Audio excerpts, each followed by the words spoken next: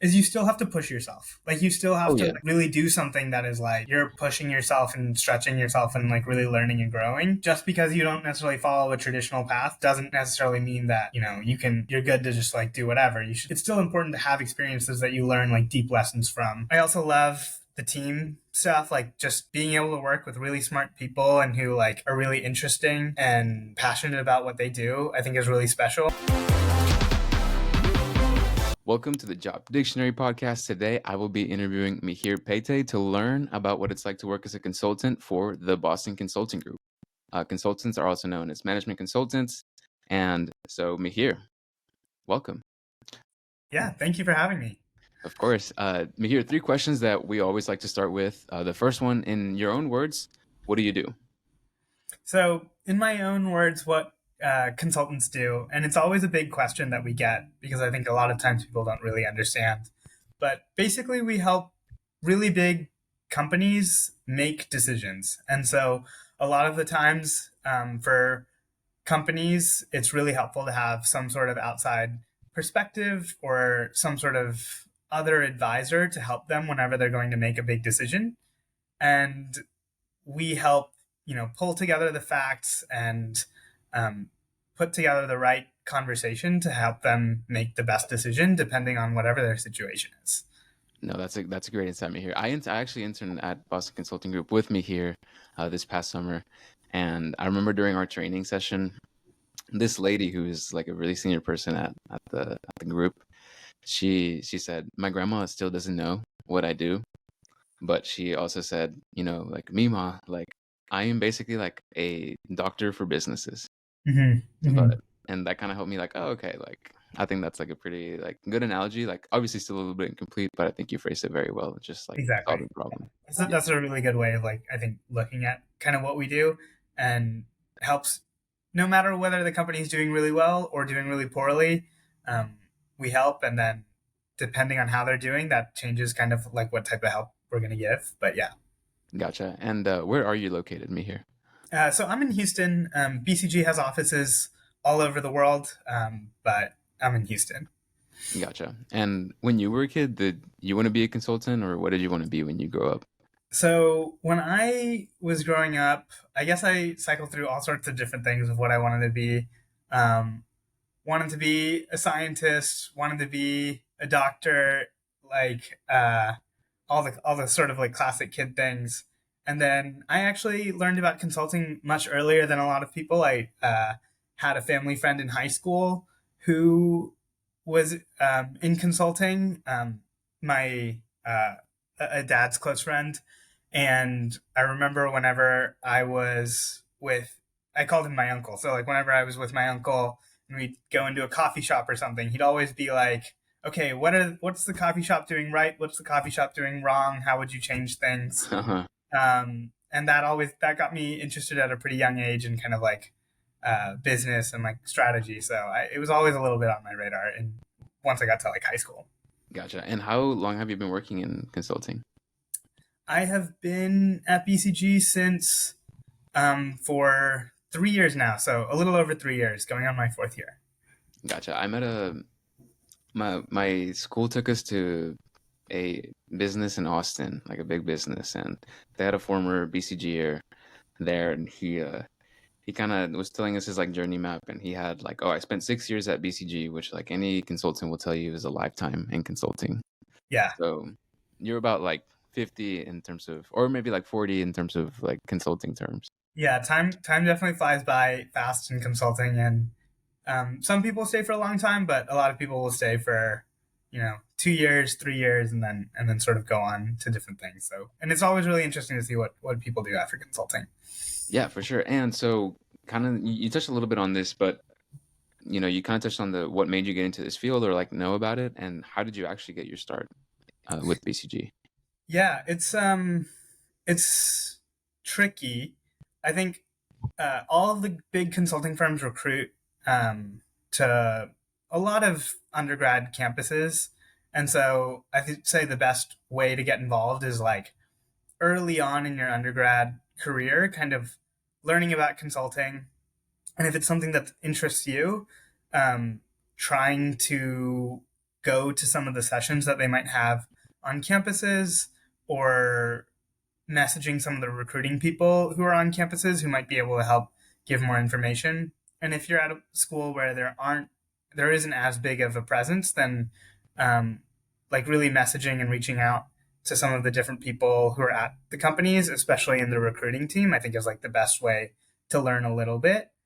And then as you're sort of getting more interested or thinking that it might be something that is fit for you, talking with people who are in it is like the best thing I would recommend, Hmm.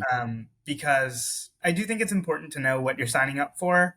Because consulting, there's a lot of good things that come with it, but it can be a demanding job, and I think it's good for people to know what exactly it is that they're getting into. And so yeah. Gotcha. And did you like, is there, I think something that is really good about consulting is you don't have to be a specific major to be in consulting. So what did you study in college? And do you think or believe that there are like any certain degrees, certifications that like are truly required for you to be good at this job? Yeah, I think it's a really a really great thing I enjoy about consulting is just how many coworkers I have who have different paths in life and different like things that they studied in school and different ways of coming into consulting. Because a lot of people join out of college or out of MBA, but there's also a lot of people who have more unique paths in.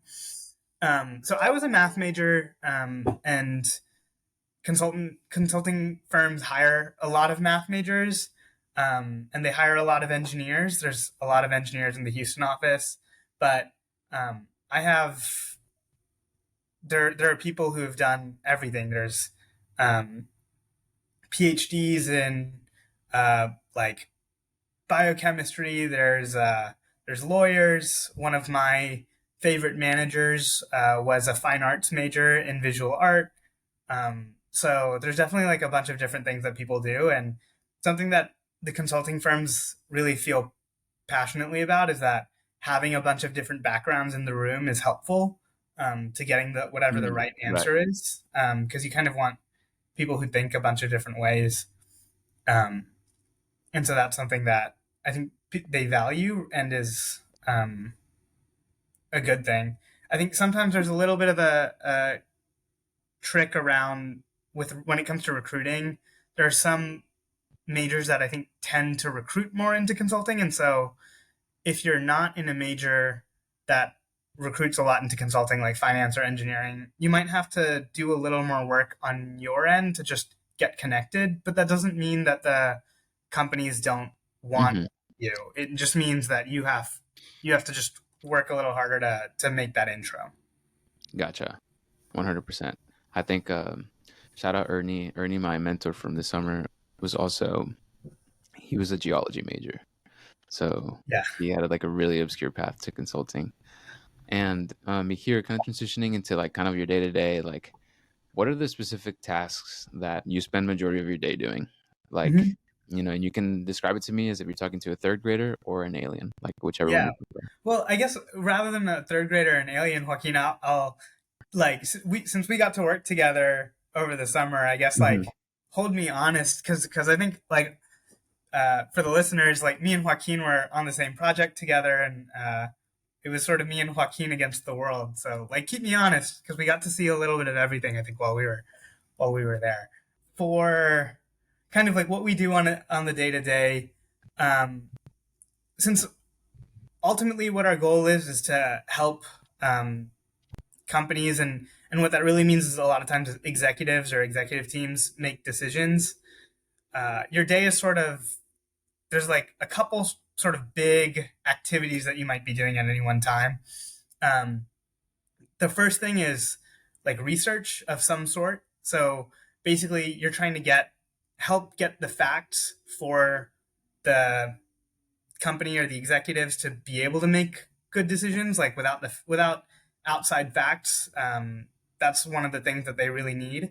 So there's research, and then as part of that, there might be some sort of analysis. Sometimes that means it can be very like qualitative in nature, like talking to a bunch of experts and doing a bunch of interviews, or it can be very quantitative. So like really getting into the data and like doing a bunch of calculations Hmm. depending on whatever the problem at hand is. So there's a first part that's going to be research and sort of like almost like problem solving of like, okay, what do we think the answer is that, or like what decision should the company actually make? Then there's another section around communicating what that answer is. And so Right. we make a lot of slides, of course. And so like that's just because slides are kind of like one of the main, like the main way that most companies sort of communicate um, over meetings. So like whatever sort of like answers you found in the first research or analysis phase, you're then like Hmm. putting it on to slides and like in writing. And then there's also like the meetings that you're actually having. So like you're working with clients or presenting findings. And that has like a big range too. Sometimes it's like very much you're presenting the findings, and sometimes it's very much you're working with them kind of together to actually figure out what the answer is or how you want to present something um, to one of the executives. So can definitely vary a lot by day to day, but I'd say like those are the couple like big things that you're doing. And then like what that actually looks like is there's a lot of Excel analysis, a lot of slides, Hmm. um, definitely a decent amount of meetings compared to some other types of jobs like Yeah. software or something. You're doing a lot more meetings in the day. Uh, and yeah, I think those are like. Tell me if I missed anything, but yeah, I'd say those are a couple like big things. No, that's pretty good. I feel like it is very you're facing a lot of people very frequently, especially Mhm. within your team. Like you get very close with your team. Yeah, And yeah, I think that to me was one of the most exciting parts about consulting, just really engaging and like solving problems with a group of people. It's not just like by yourself. yeah. I think that's such a huge thing that people like is really helpful for people to know is like this is very consulting is very much a team oriented thing. Yes.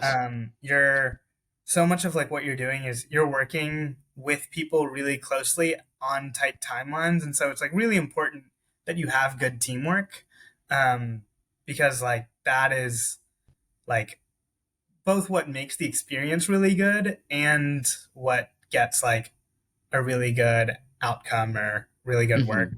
Yeah. 100%. And would what kind of on that ring, what parts of the job are most exciting and interesting to you? And maybe Mhm. which ones are harder, maybe like emotionally challenging or just boring? Yeah. I'd say what I really like. There's a lot of things I think. I've always been like a big picture person. Like I've always loved to learn about like kind of like why does the world around me look the way it does, and what are like the big forces kind of shaping that. And as a consultant, you get to be a lot closer to those types of questions than some of the like day-to-day execution stuff, which definitely there are people who really like to be super in the details and like Hmm. um, kind of in that day-to-day execution.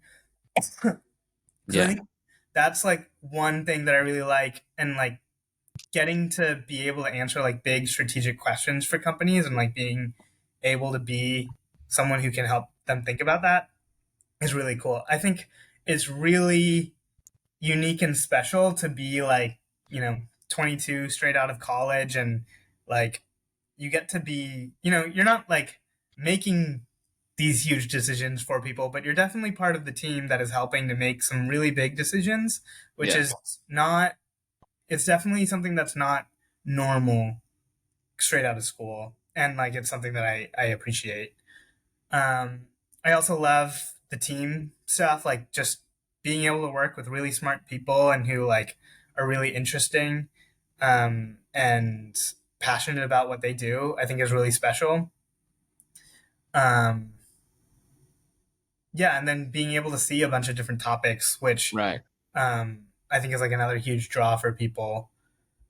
In terms of like what's hard about it, it's definitely like a high pressure job, and like that's something that everyone should know if it's something that's of interest. There's um, a lot of the times, like the only reason that they're calling BCG is because they know the company knows it's something's a big decision and they want to like think really hard Hmm. and deep about it. And so you and there's like maybe pressure on what the decision is going to be. And so because of that, a lot of the work that you have as a consultant, there's just pressure around it. Mm-hmm. Um, and they're expecting you to help solve like a big problem, and like they're looking at you to do it. So that's definitely one. And then kind of something that comes with that is like the timelines and the hours are not, it's not like the worst in the world. Like banking works a lot more than I think we do. Um, but it is like a demanding even from like the work life perspective, Yeah, and from like the timelines. Like you're definitely on. You might have like you might have to get something to someone within like on short notice within a couple hours, and that's just part of the job. But um, yeah, so for sometimes sure. that can be stressful, but yeah, it also just comes with the territory. Yeah, I mean, you know what they say, pressure makes diamonds, and Mihir, you are a diamond. Thanks, Joaquin. Thank you. Yeah, of course. What's the wake up time, start time, slash end time, and do you have any breaks? Yeah, I guess I can give a little bit for travel. I'll give a little bit of a week in the life because I think that's maybe more helpful to people. Yeah. Uh-huh. Um, so like usually you're traveling. So, so it used to be Monday through Thursday. Now a lot of times it's kind of Tuesday through Thursday. So on a typical travel case, I'll be sort of like um, waking up on a Monday.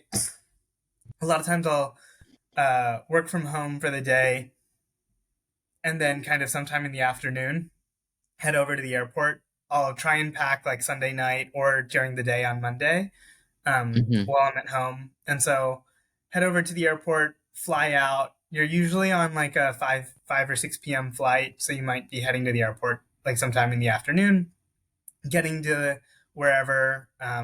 You're usually flying to wherever the client office is, so you're getting to whatever city you're going to. Sometime in the evening. Sometimes I'll have dinner before. Sometimes I'll have it after. Kind of depends on the schedule. Mm-hmm. Um, Check into the hotel, and then usually like the first day, or then like on Tuesday, um, you kind of meet up with your team. Usually the team stays in the same hotel Yeah. a lot of the times, and so like a lot of times, what we used to do is like meet up in the lobby, and then we'd kind of all go get coffee together, and then go to the client site.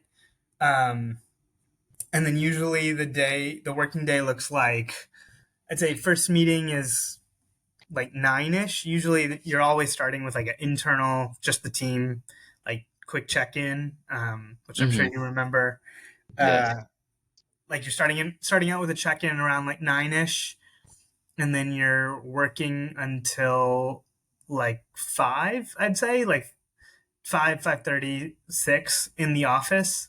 Then your last meeting is usually a checkout, just kind of like what did you do for the day, what Mm-hmm. kind of needs to be done. And then usually, um, on pretty much all your cases, there's also you might have like a little bit of work in the evening, and so like uh, on the good days, it's like there's not anything high pressure the next day, so it's usually like kind of continuing to progress some stuff, or like time when you don't have meetings, and so can kind of do like be like heads down and a little more focused. So Yeah. usually you'll take like a couple hours, like dinner, workout, um, that sort of stuff, and then I'm usually getting on. Some people get on at like 7. I'm kind of bad about getting on that early. I'll get on like 8 or 9 and work like usually about 2, 3 more hours, um, and then call it a night, and then like an hour or two of just kind of hanging out for myself, and then go to bed. And then usually on Thursdays, you kind of do that same routine, but then at in the afternoon, you fly back to wherever your home office is. And then Fridays are usually always like a very chill day, and those are good days in consulting, because usually it's kind of the one day where everyone in the office, in your local office, goes in and kind of catches Mm-hmm. up on how the week was. And there's always like internal office stuff going on, and so that's always fun. Yeah, that's sort of like a week. And then local is similar, except kind of without the Monday and Thursday travel. I'd say Yeah. like otherwise pretty much relatively the same schedule. Gotcha. And so you would say it's pretty fast paced, typically, Mhm. like, or like, because one of the questions here is like, is it slow or is it fast paced? But it Yeah, sounds like, I would definitely say it's like fast. Most days are pretty fast paced throughout the right. day. Yeah, you're usually there's usually at least um, a couple like one or two meetings throughout the week that you're pushing for, and so like there's usually a tighter deadline rather than it being kind of like one project that's like months out that you kind of have to set your own pace for. Usually it's decently fast paced. Gotcha. And so, what percentage of the time would you say you're doing like solo work versus meetings and collaborations? That's a good question. Kind of, I would say 60 to 70% of the day is still solo work at the first and second levels in consulting. So like even in a day, you might have a couple meetings, um, but it's not as many meetings as the managers might have. But still, it's like I think you can reasonably expect one to like an hour or two of meetings in a day. Gotcha. Yeah, And what do you wear like to your on a yeah, day? it's a good question. We match whatever the dress code of the client is. And so like Hmm. when we're so BCG itself, like when you're in the office, the BCG office is not super formal. Like there it's pretty chill. Like you wear sneakers and um can't quite wear like a t-shirt to work, but like collared polo shirt and is like or like business casual basically, like Yeah, very kind of laid back level of business casual. Um like lower end business casual is yeah. like Yeah, the that's like minimum. kind of when you're at the local office or you're when you're at a BCG office, that's kind of the norm. But when you're at a client site, you kind of try and match whatever the client is doing, and so if they're Hmm. very formal and buttoned up, then you'll kind of stick to that as well. Gotcha. Gotcha. And kind of as a whole, for consulting, which parts of the week are typically busiest? Which parts are the month are typically busiest? And like even Mhm. as a year, like kind of how do the Yeah, which the kind of season like kind of have a harder? the flow of work. It's a good question. I'd say for the week, it's Monday through Wednesday is usually much busier. Then Thursday is like you're usually kind of ramping down for the week. It's kind of like pretty chill day comparatively.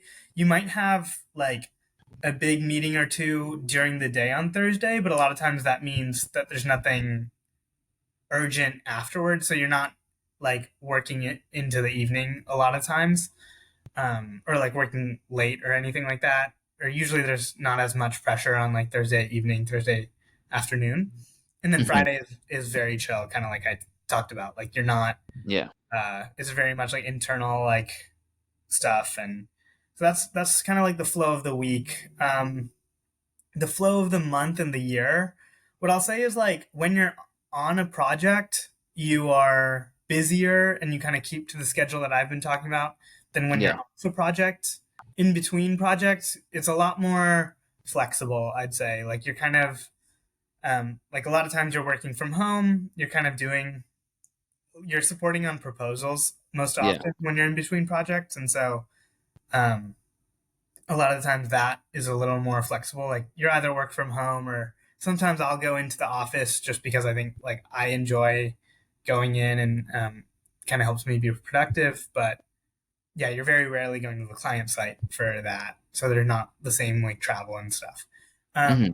'Cause that's when you're in between cases, and then in the flow of the year, I'd say kind of like the cases are the thing that really makes things tick. Like when you're on a case, you're busy. When you're not, it's a little more variable. Um, Right. Usually, like the holidays tend to be really slow because, like, even compared to like Hmm. other companies, just because you're not most companies don't want to start a project with like external consultants in December. They'd rather start in January. So Right.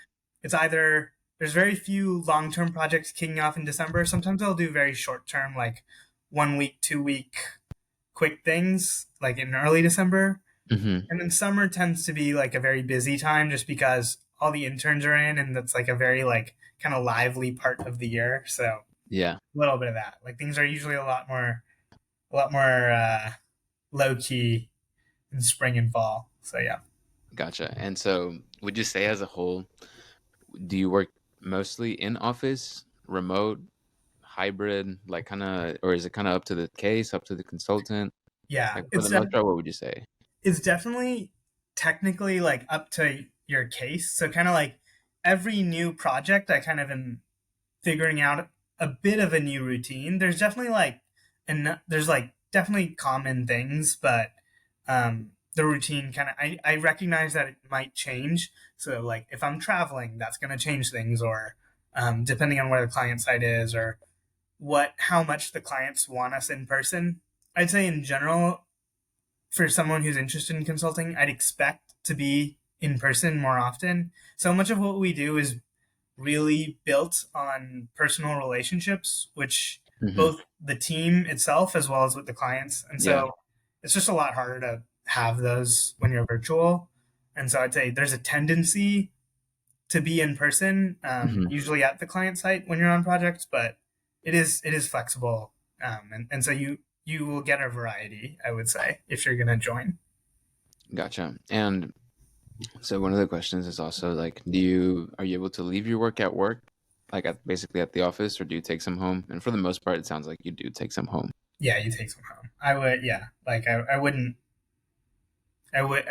expect to just like be totally done. I would say like everyone has their own process and kind of like how to what boundaries to create, and in general, what we're doing, there may be really big decisions that are as a result of what we do, but we don't do work where someone's going to die. Like it's not life and death in a Yeah. short time period, in a way that like doctors might be, or even like engineers who work at a plant. Um, and so we're not on call in the same way they are. There's a Yeah. little more, yeah. And so people find different ways to have boundaries, but yeah, you definitely take it back home with you a little bit. Gotcha. And would you say as a whole, that's kind of how consulting works? Like, do they have pretty flexible hours, like slash maybe like some remote hybrid options, or is it just common in general for like in office to be at the office for at least like the majority of the day, or maybe that first part of the day? I would say it's pretty common for like the majority of the day to be in office for most companies, although I don't fully know, but yeah, I'd assume. Gotcha.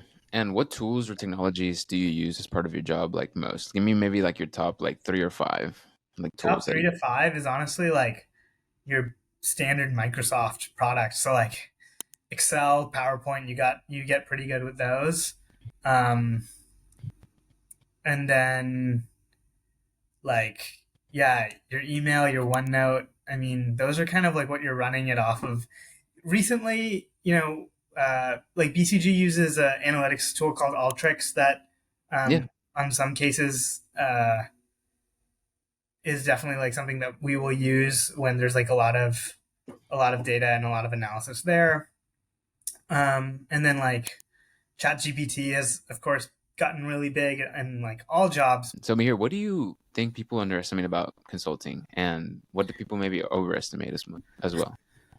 Yeah, it's a good question. I don't know if people necessarily underestimate or if it is just a lot of confusion around what exactly we do. I think that's the thing that really trips people up the most. I think maybe there's like a little bit of overestimating, like, oh, you're just kind of in PowerPoint doing slides all day, which I mean, you definitely do a lot of slides.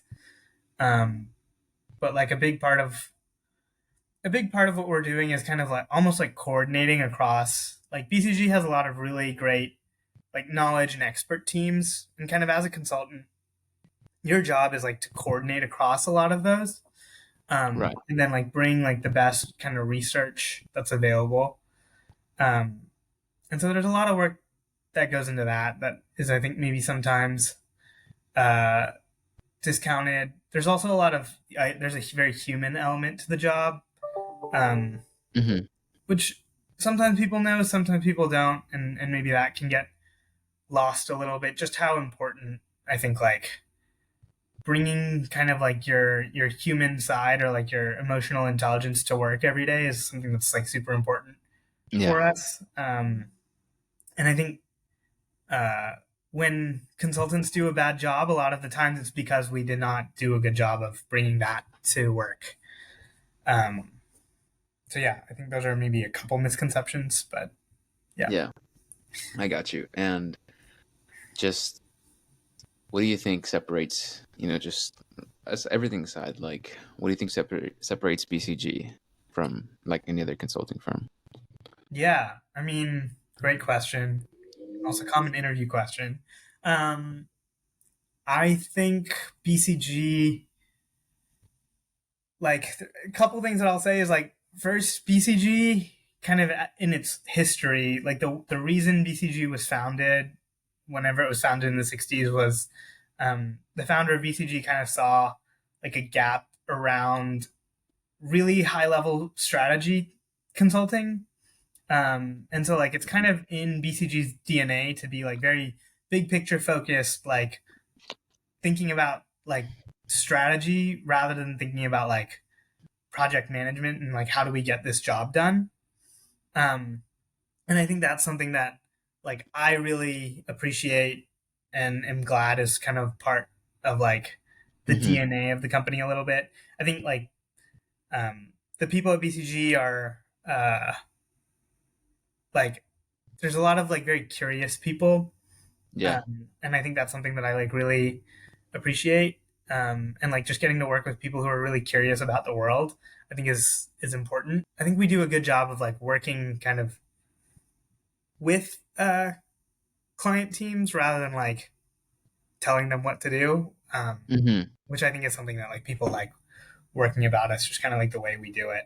So yeah, those are a couple things. There's a lot to like. There's a lot I have like appreciated about, but a lot of times it comes down to the people. That's like one of the For biggest sure. things that like everyone talks about. Um, yeah, 100%. And so you kind of mentioned this too, and I thought it was really interesting. I think this is one of the most important like questions that we ask y'all is just what does somebody have to be good at and like doing to be good at this job? Like what kind of yeah, has to come easily to you? You kind of mentioned like emotional intelligence, like obviously like you can develop that, but like for the most part, like it's like already in your wheelhouse typically. yeah, yeah. It's a great question. Um, I'll answer and then I'll also ask you to like from your experience whatever you thought. But Sure. I think what you have to be really good at the job.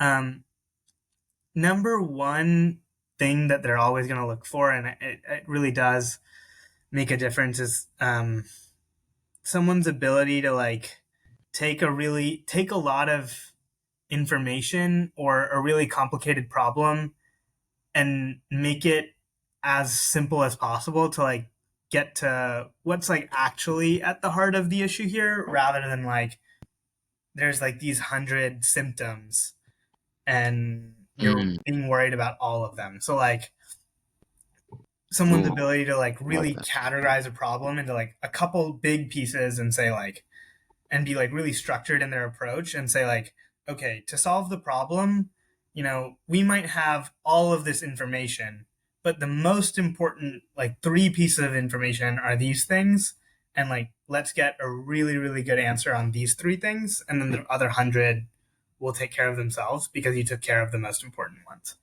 um so I think that's like the biggest trait Yeah, that people have, like that is really important to be able to show like kind of like how you break down a problem, right. um, kind of like structurally.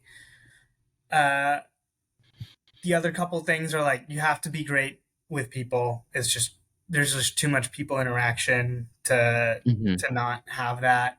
Um, there is going to be like a decent amount of like analysis, so like you have to be good with both quantitative and qualitative. Like you have to be good with numbers. You have to be sharp with kind of like Yeah. how you like calculate things and how you think with data. But then you also have to be like good at analyzing like an overall argument qualitatively and like how do you build an argument, Hmm.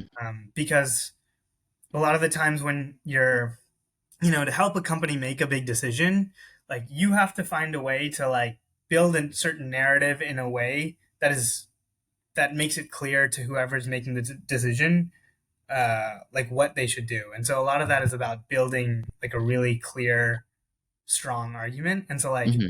that written piece of it, or like Yeah. qualitative reasoning, is like really important as well.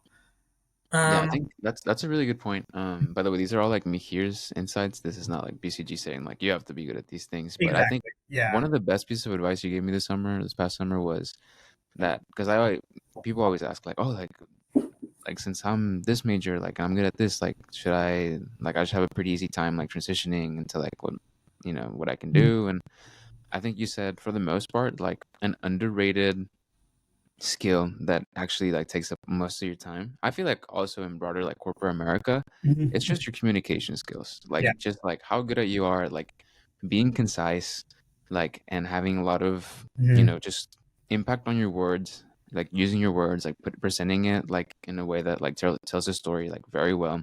Mhm. So I feel like good communication skills are definitely very, very maybe like not underrated because I feel like everybody does value them a lot, but very important in Yeah. consulting.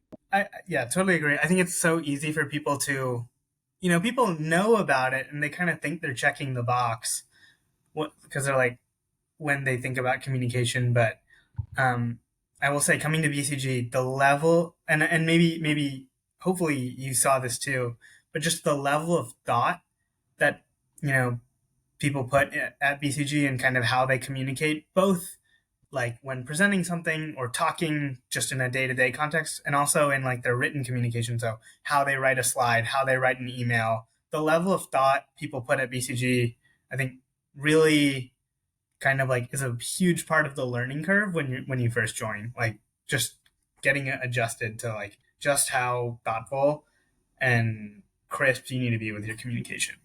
100%. And so I think one of the questions that we also ask is like you kind of mentioned it a little bit earlier on the podcast, but let's say you are coming from a non-traditional background and you want to get your foot in the door. What is the fastest way to get into this profession? Like maybe like not like out of college, but like from like industry, From industry. or maybe from like you kind of mentioned like non like Yeah. not big like target schools.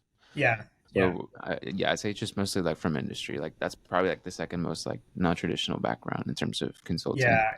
So like, okay, there's a lot of people who go to business school, and then that's a very common path in. That's Mm, probably the main path in, is like, if you go to business school and then you um, join afterwards. The other one is like, I mean, BCG will kind of hire.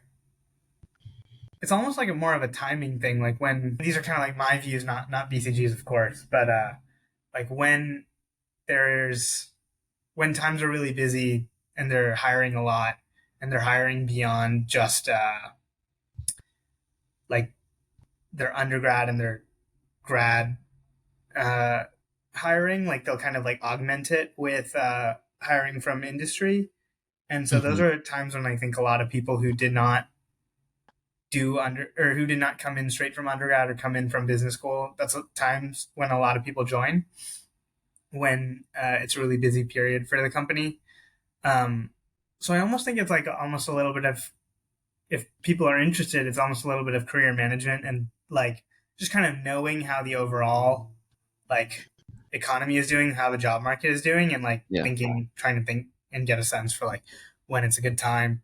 Um, Knowing people is also helpful. Just like, and generally BCGers are good about taking time to like just chat with people, and get uh, help people get to know what the job is like, and then like you can always find the recruiting team and like talk to the recruiting team, and I think that's like they always Right. have advice. So that's the other way.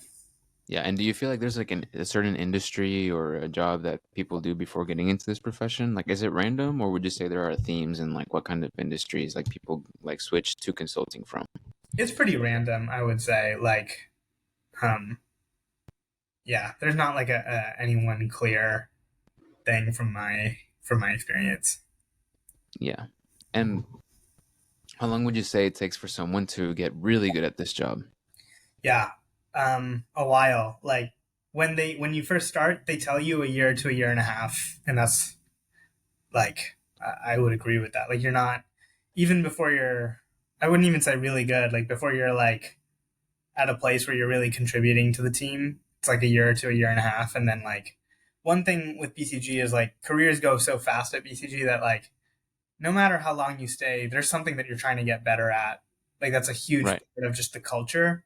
Is just like as soon as you've mastered whatever your role is, you're probably doing the next role. Like there's not a lot of Hmm. so you're constantly learning and growing and developing, which is sometimes difficult because like the process of learning and developing is not easy or comfortable.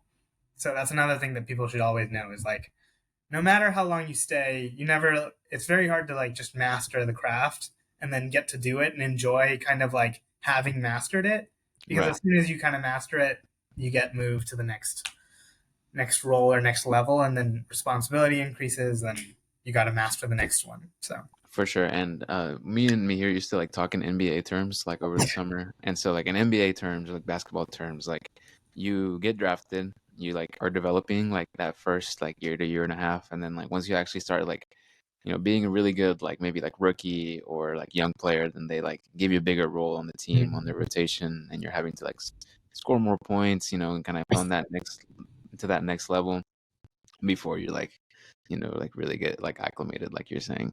yeah. And so kind of on that wave as well, me here, like tell me about like what the typical promotion path is like from entry to the highest position you can hold, like what is the average time spent at each level?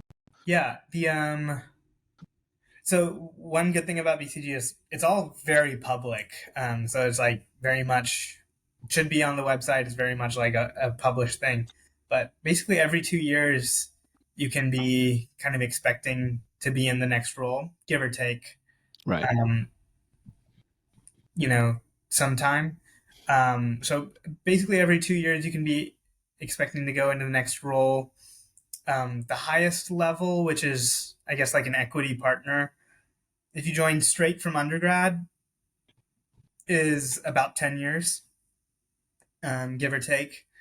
Uh, and but some another thing that everyone should know is like BCG is up or out culture, so it is like every 2 years you're kind of like um, reevaluated on kind of like whether or not like BCG sort of still sees a place for you and you're still doing a good job and like are ready for the next role. Hmm. And so like the promotion is not guaranteed, nor is like necessarily your time at BCG. And of course, my words, not BCG's words. But Yeah. but yeah, so that's like something you should know. But on the flip side is like if you stay, you're almost guaranteed like very fast promotion periods or a very Gotcha. fast promotion timeline. Yeah. Gotcha. And kind of transitioning to like one of the monetary questions, like what is the average salary for someone at your level? And you can provide a range, even if Yeah, it's yeah. super broad. When you first start out of undergrad, you make, I want to say like it was like 90 to 100 base. Um, and then the second level is the biggest salary jump, and you basically double the salary. Maybe a little less than double. And so, yeah, that's kind of like uh, generally the general salary range. And usually the numbers are they're not public, but like you can find pretty good estimates online, ballpark. So yeah. Gotcha. And so we talked about like what fields people are coming in from. What would you say like a lot of people in consulting move on to? Like what kind of work do they go into next? Are there any themes or can they just like springboard into anything like really? Yeah, it's interesting because like there's a lot of open doors when you leave consulting that I think it's almost sometimes a little overwhelming because you are a little bit of like there's a little bit of like you're a jack of all trades, master of none to some degree. Um, Mm, And so the good thing is that there's a lot of doors that are open. The difficult thing is that, you need to sometimes there's some more prep for that you need for some of them. So some common ones are like um, product management in tech or even beyond tech. Um, Hmm. there's like investing type roles, so like private equity, venture capital. There's a lot of like corporate strategy, so sometimes for big companies and sometimes for like startups. So like business development or corporate Hmm. strategy. A lot of people go work in nonprofit. So I have a very close friend who just went and left for a Dallas education nonprofit. Hmm. Um, and then but yeah, like there's really a lot of different things that people do, and so like that's definitely one of the reasons that people come to consulting. Gotcha. And what kind of books, resources, programs, certifications would you recommend to somebody wanting to get into consulting? Are there any popular ones that perhaps like you would like stray away from or not recommend? Yeah, in terms of prep, it's tricky. I'd say like the main like famous thing is like the case interview. That's like the thing that for Hmm. recruiting. And I'd say like the way to prep for it, the classic book is Case in Point. It's like a book that a lot of people will read to prep. Um, Over the last 5-10 years, there's been a lot of really good material that's been published beyond that. So there's a guy named Victor Cheng, I think, who has a bunch of YouTube resources. There's like a lot of good free stuff out there, um, and like so like practicing case interviews, I think, is like a one really good way to prepare, especially because I do think case interviews are generally like a skill that you can practice. You don't want to do so many that you kind of become a robot, but I would say it's better to over prepare than under prepare. Hmm. Um, and then, yeah, and then also, I'll just speak from an undergrad perspective because I that's kind of like what perspective I have. But like just being involved in campus and showing leadership, which is like kind of like a buzzword, and like I never really understood what that meant or what like exactly how that was helpful. So what I'll say is like by showing leadership, like a lot of times as a consultant, you're kind of one of a very small team that is like going and trying to solve like big problems. And Hmm. so a lot of the times, like whatever your piece of the puzzle is for your team that you have to go solve, like you're really the only one. It's really on you to sort of like just get the job done, like no matter what sort of like difficulties you encounter. And I think like being involved in campus organizations or leadership positions where you have to like really like create something or build something kind of from scratch, whether that's like organizing a really big event or like being Hmm. like running a program that like you're kind of like the ultimate responsibility for, and like some way somehow you have to make it happen. I think that's a really good experience for people, especially if it's like something you're passionate about. So that's something I definitely recommend to people. Um, and then of course like all the standard stuff like your grades and things like that, which they will look Yeah. for in recruiting. Yeah. And so you wouldn't say there's like one that you wouldn't recommend, like just like kind of everything you can do to prepare you to be a in the recruiting process or to be a consultant, like you would recommend. I think maybe there's a little bit of like, and everyone has different paths, but like there's a little bit of like sometimes like almost non-traditional paths are helpful in college, like when like there's a lot of like consulting orgs, and like a lot of schools have things like that. I'm not saying those aren't necessarily bad things to be part of, but like you should do them because you're passionate and interested about those things.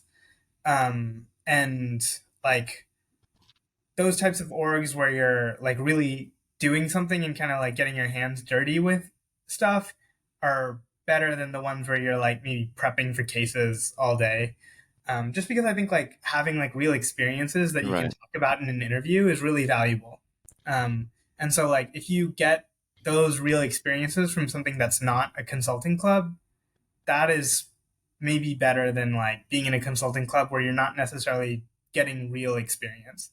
If there's a lot of like campuses that'll have like consulting with like local nonprofits and stuff, and I think that can be really Yes. helpful. But and I'm not to totally dish on consulting clubs or anything, but it's just something to be wary of. Is like, am I like growing and developing as a person in a way that I can really talk about my experiences in an interview? Oh, that's really valuable, Mihir. I think that's one of the best pieces of advice you can give like any person, especially an undergrad, like kind of Yeah, seeking that experience. and I I think think it relates across jobs. Like, I don't think that's a like consulting only thing, but I think because consulting takes from so many different places, it's even more helpful. absolutely. Like I do a lot of recruiting for the business honors program here at A&M, and a lot of kids always ask me like, "Oh, how many internships like do I want to do while I'm at college?" Mm-hmm. And I would say like you want to do one for sure. Like you want to have like that like professional experience, but like I wouldn't sacrifice like maybe like studying abroad or doing like Mm-hmm. a really like big service project or something Yeah, because I feel like really valuable like experiences that are personal to you that like help you develop as a person and like could really help you stand out as a candidate and like mm-hmm. it's much easier for you to talk about and like present yourself to like companies in general. Like I feel Yeah. like that is more valuable than just like putting something on your resume that maybe like you don't appreciate as much. Yeah. The flip side of that, I will say that you have to consider as we're kind of giving this advice is you still have to push yourself. Like, you still have Oh to yeah. like really do something that is like you're pushing yourself and stretching yourself and like really learning and growing. Just because you don't necessarily follow a traditional path doesn't necessarily mean that, you can you're good to just like do whatever. You still need to like have it's still important to have experiences that you learn like deep lessons from. So yeah, you still 100%. yeah. Yeah, for sure. And so here kind of to wrap us up here, what would you tell your younger self who was just getting started with this profession? That's a good question. I think there's a little bit of like, there's a couple different things. There is number one around, I don't want to say relaxing in the sense of like, don't work hard. I mean, relaxing in the sense of like having more faith that things will be okay. Like, as long as I put in the work, you know, things will be okay, regardless of like the outcome. I should feel good about it. And like, I think I maybe struggled at times with like, coming in and uh, like being anxious just about like the results or about what, like Hmm. whether or not I was doing good work and stuff like that. And I think I really put a lot on myself there. Um, in the same vein, I think like imposter syndrome is a thing that a lot of people struggle with at BCG. And I was definitely one of those people. And so like, and you can't really like, there's no like easy magic bullet for it, but I think like recognizing it Right. and kind of like finding ways to sort of like handle that and like um, feel confidence there. Um, I think like there's a little bit around like, which I don't think I did a bad job of, but was is like really just important. And I still would have told myself is just like the relationships you have with people are important and be mindful of investing in them. Um, like just kind of across the board. Yeah. Um, so doing that, I think especially for people coming in from undergrad, like there's BCG has a lot of opportunities, and like you should look to take advantage of them. So there's like rotation programs and like associate abroad, and which is a program where you can Mm. do a year abroad, and like there's all sorts of different things, and so like being mindful of those is helpful. But yeah, so much of it is also like you just learn from being thrown in the deep end. And so Right. if I were to go back and to day one me here, like I could maybe give advice, but nothing was gonna help until like I got thrown into the deep end to some degree. So I yeah, gotcha. Nah, me here. I mean, you're a diamond, but you're also a great swimmer. So, thank you. of course. Well, Mihir, thank you so much for joining us here at the Job Dictionary. We really appreciate the insights, and I think our listeners are going to gain a ton, especially like those really looking and very serious into consulting. So, thank you, Mihir, for joining us. Awesome. Thanks, Joaquin. Thanks for having me. You just got one episode closer to learning about the world of jobs out there. To explore the rest of our career categories and find your best fit, go to jobdictionary.com to sign up for the beta users waitlist. Then subscribe here to find the next episodes coming out this week. And as always, drop us a comment, review, or message to let us know how we could better attune our episodes to your specific needs. Follow us on TikTok, Instagram, Facebook, LinkedIn, X, Threads, Pinterest, and wherever else you're on socials to go get our short, snappy preview reels that expose you to new job options every day. Because here at Job Dictionary, we believe your big aha moment can be just one scroll away. Go check it out and get out there. Cheers!